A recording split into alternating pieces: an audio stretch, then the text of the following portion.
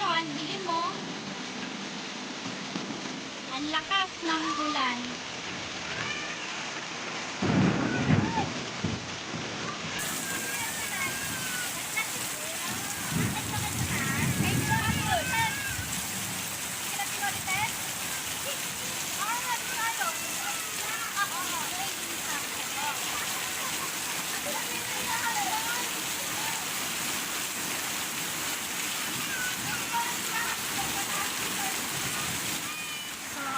Narinig ko naman, diba? Ang lakas-lakas ng ulan. Tapos may kulog at may kidlat pa.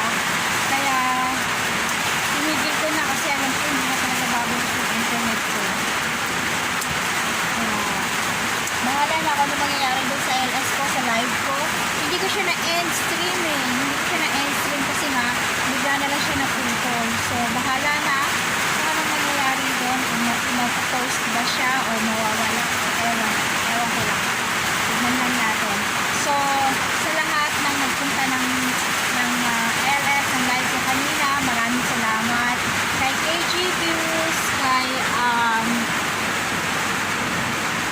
Jules, Luis, kay, sino ba to? Kay Siemens Hobby, kay Krisa TV, kay, Mama ni Tobia, kay REP Junior Channel, kay Margie Malaya TV, at kay KG Views, lalo na. Thank you so much sa inyo.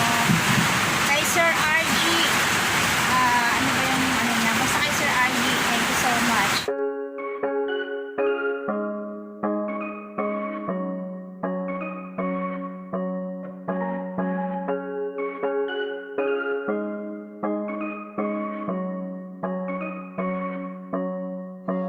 I thought it was better to wallow and swallow my pride.